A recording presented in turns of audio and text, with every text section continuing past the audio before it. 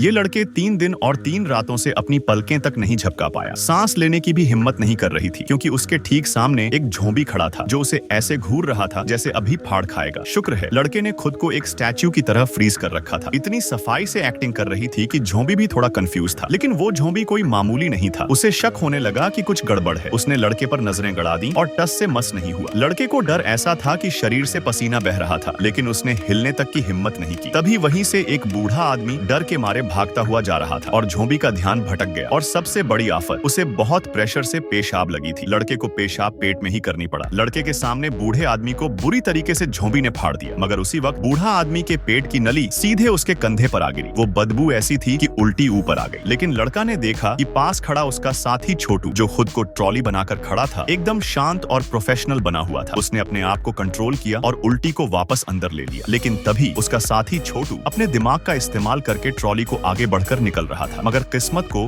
कुछ और ही मंजूर था। एक इंसानी सिर सीधा उसके ट्रॉली में आ गिरा। उस गर्म ताजा बदबू ने ऐसा असर किया कि छोटू की जान हलक में आ गई और उसने वहीं उल्टी कर दी। तभी ज़ॉम्बी समझ गए एक और शिकार आ गया है। ज़ॉम्बीज़ ने झुंड बनाकर हमला कर दिया। कुछ ही सेकंड में छोटू के शरीर का नामो निशान मिटा दिया गया। लड़के ने ये देखा तो समझ गया कि अब एक्शन का टाइम है। वो फौरन दौड़ पड़ा, लेकिन जैसे ही पहला कदम रखा, फुटपाथ से फिसला और मुंह के बाल गिरा। पैर में चोट आई। अब लंगड़ाते हुए भागना पड़ा। दीवार पर टिककर थोड़ा रुकने की कोशिश की, लेकिन थके नहीं थे ज़ॉम्बी। सीधे पीछा करते हुए आधम के। जल्दबाजी में लड़का सीढ़ियों के पीछे छिप गया। सौभाग्य से ज़ॉम्बी को चकमा मिल गया। ज़ॉम्बी जब दूर चला गए तो लड़के ने स्टाइल में अपनी जीत का जश्न मनाया। डांस करने लगा। खुशी से फूली नहीं समाया, लेकिन उसकी ये शोभाजी भारी पड़ गई। डांस की आवाज सुनकर ज़ॉम्बी फिर लौट आए। अब लड़के ने फिर से स्टैच्यू बनने की कोशिश की, मगर इस बार ज़ॉम्बी धोखा नहीं खा रहा था और अब वो किसी भी हाल में उसे नहीं छोड़ने वाला था।